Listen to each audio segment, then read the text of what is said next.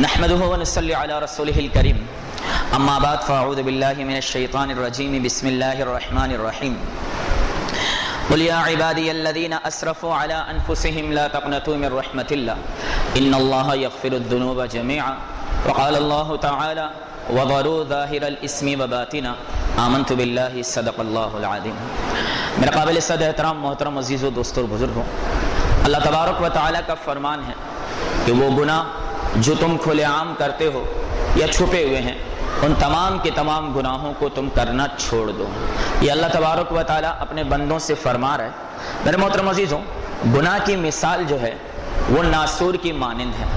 جس طرح کسی انسان کو کینسر کی بیماری ہو جائے، اللہ تعالیٰ ہم سب کی حفاظت فرمائے، اور جن کو ہے اللہ تعالیٰ انہیں صحت کاملہ عاجلہ نصیب فرمائے۔ جس طرح کسی انسان کو کینسر کی بیماری ہو جائے تو جسم کے جس حصے پر وہ کینسر ہے اسے کاٹنا پڑتا ہے، ورنہ وہ پورے جسم میں پھیل کر جسم کے فرمایا خراب ہونے کا اور موت کا ذریعہ بن جاتا ہے۔ اسی طرح گناہ کی بھی میرے دوستوں اور بزرگوں مثال یہی ہے کہ گناہ کو چھوڑنا پڑے گا۔ اگر ہم نے گناہ کو نہیں چھوڑا تو پھر یہ فرمایا کہ ہمارے جسم کے اندر، ہماری روح کے اندر پھیل کے ہماری روحانی فرمایا موت کا سبب بن جائے گا۔ اور پھر میرے دوستوں، گناہ کی ابتدا جو ہے نا وہ کچے دھاگے کی طرح ہوتی ہے۔ کچا دھاگا تو چھوٹا سا بچہ بھی توڑ دیتا ہے، لیکن جب انسان اس گناہ کو نہیں چھوڑتا تو وہ جہاز کے لنگر کی طرح مضبوط ہو جاتا ہے۔ جس طرح جہاز کا لنگر جو ہے وہ جہاز کو ہلنے نہیں دیتا، اس طرح جب گناہ مضبوط ہو جائے پھر وہ گناہ انسان کے چاہتے ہوئے بھی اس سے جان نہیں چھوڑتا ہے۔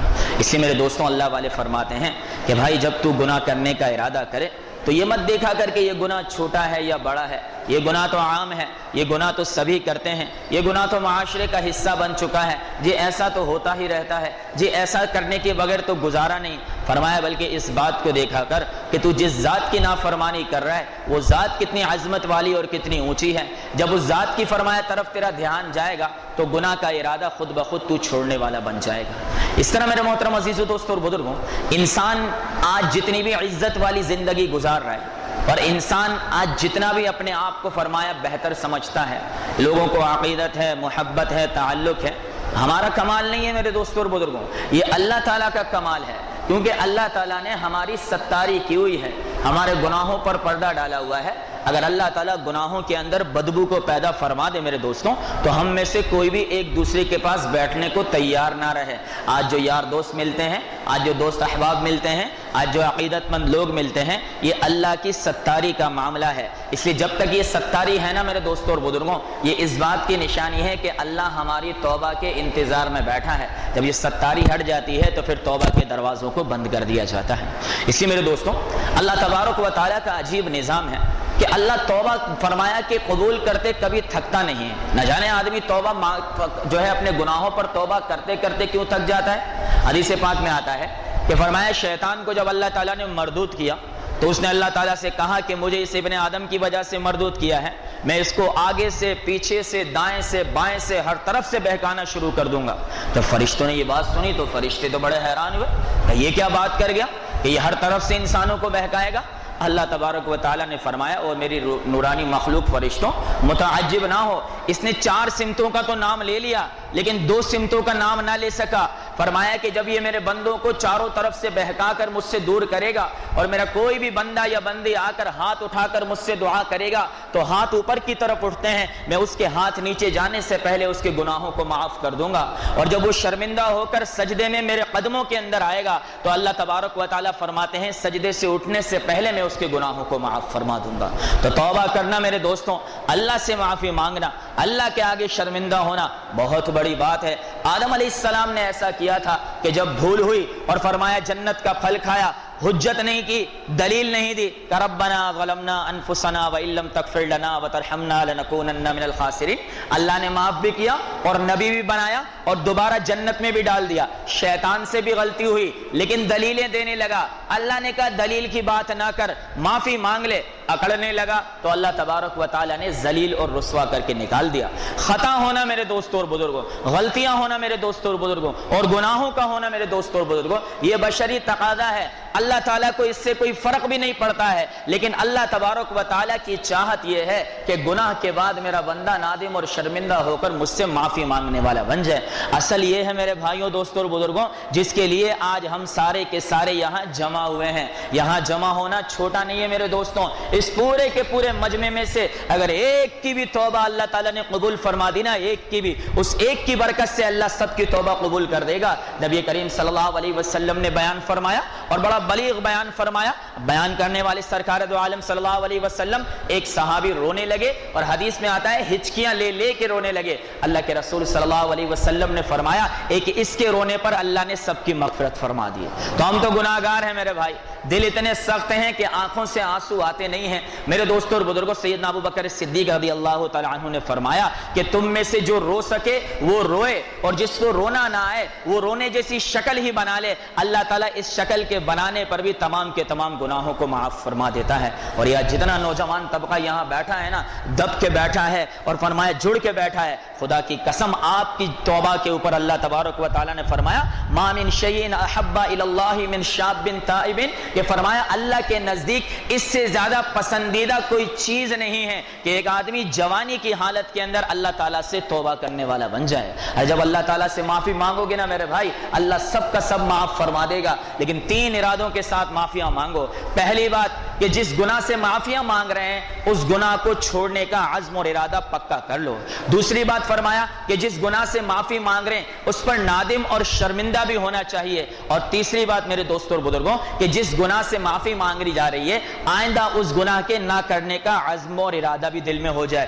گارنٹی تو نہیں ہے کہ نہیں ہوگا، لیکن موجودہ فرمایا فی الوقت جو بیٹھے ہیں تو بھائی ہم جتنے بھی گناہوں سے توبہ کریں گے آئندہ اس کو نہیں کریں گے نا انشاءاللہ تعالی۔ یہ نیت وہ نیت ہے جس نیت کی بنیاد پر اللہ تبارک و تعالی جو ہے وہ گناہوں کو معاف فرماتا ہے۔ باقی میرے دوستوں اور بزرگوں بشری تقاضوں سے ہو جائے، اللہ کہتا ہے پھر آ جا، پھر ہو جائے، پھر آ جا، پھر ہو جائے، پھر آ جا، حدیث سنا رہا ہوں، پھر ہو جائے، پھر آ جا۔ کہ کتنی بار آؤں؟ کہ اتنی مرتبہ میرے در پر معافی مانگنے آ کہ شیطان کو بھی افسوس ہو جائے کہ میں نے اس سے گناہ کروایا کیوں، کیونکہ گناہ کر کے یہ اتنا گرا نہیں ہے جتنا توبہ کرنے سے یہ اللہ کی نظر میں اٹھنے والا بن گیا ہے۔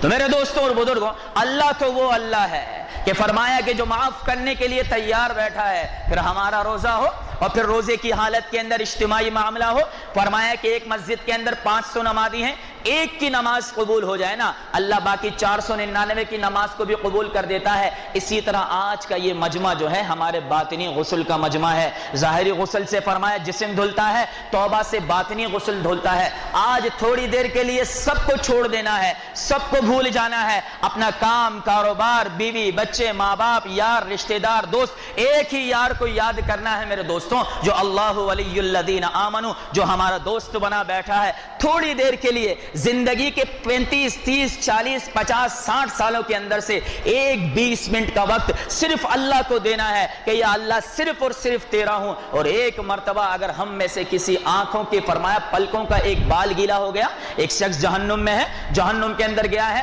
نہ کسی حافظ نے سفارش کی، نہ نبی نے سفارش کی، نہ اللہ کی رحمت اس کے اوپر متوجہ ہوئی، نہ کسی مولوی نے، نہ شہید نے، پڑا ہے بیچارہ، کوئی پوچھنے والا نہیں، پلکوں کا بال، ایک بال اللہ کو پکارے گا، میرے مولا سن تو صحیح۔ اللہ کہے گا وہ کیا ہے؟ کہ ایک بار تیرے خوف سے یہ رویا تھا اور میں گیلا ہو گیا تھا، آنکھ پوری فرمایا گیلی نہیں ہوئی اور نہ قطرہ نکل کے گرا، صرف ایک بال میں تر ہو گیا تھا، آنکھوں میں آنسو چمک گیا تھا، اے اللہ میں گواہی دیتا ہوں وہ آنسو تیرے خوف سے تھا، اللہ تعالیٰ اس بالکوں کے بال کی سفارش پر بھی مغفرت کر دیتا ہے۔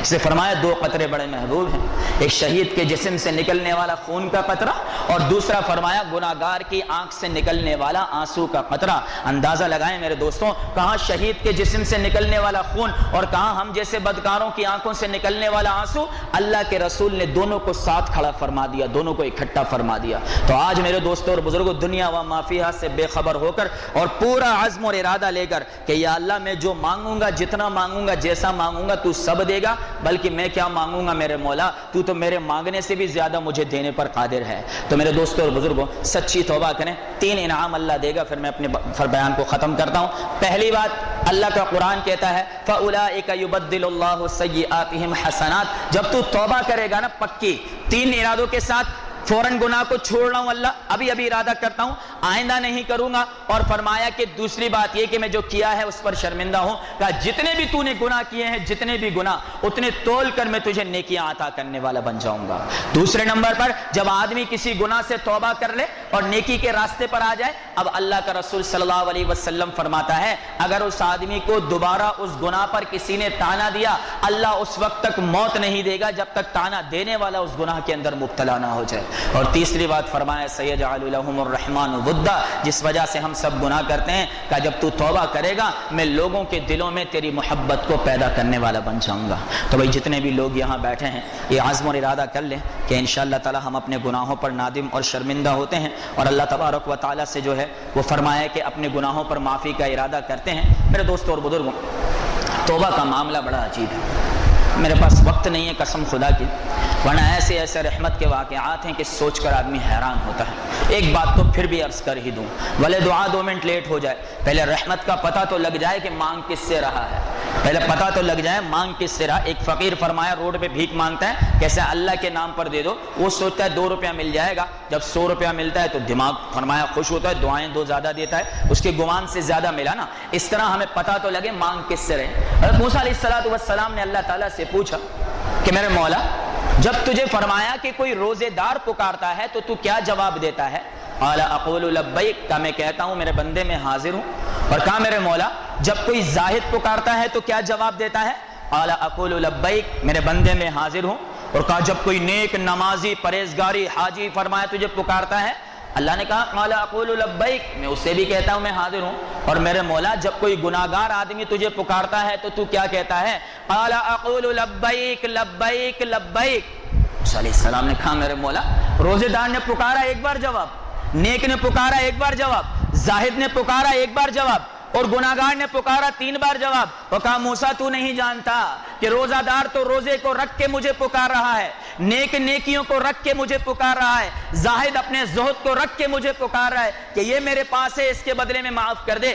گناہگار کے پاس کیا ہے؟ اس کے پاس صرف میری رحمت ہے, اور جو میری رحمت کو سامنے رکھ کر مجھے پکارتا ہے تو میں اپنی رحمت کے جوش میں آ کر اس کو دوسروں سے بہتر جواب دینے والا بنتا ہوں. اب اور کوئی بات اس کے بعد باقی نہیں رہ جاتی. تو 100% انشاءاللہ تعالی آج کے دن انشاءاللہ اللہ ہماری فرمایا کہ توبہ کو قبول کرے گا. بس میرے دوستوں اور بزرگوں, توبہ کے اندر استقامت ہونی چاہیے, اور اللہ سے مانگ لو کہ یا اللہ جیسے آج تو نے آنے کی توفیق عطا فرمائی ہے, تیرے لیے کیا مشکل ہے, تو روز ہی بلا سکتا ہے. تو جتنا بھی مجمع یہاں بیٹھا ہے, جتنے ہمارے بھائی بہن اس وقت آئے ہیں, اللہ تعالیٰ سب کو موت تک اسی طرح اللہ کی ذات عالی سے محبت نصیب فرمائے, اور ہمیں اللہ مسجدوں کو آباد کرنے کی توفیق عطا فرمائے.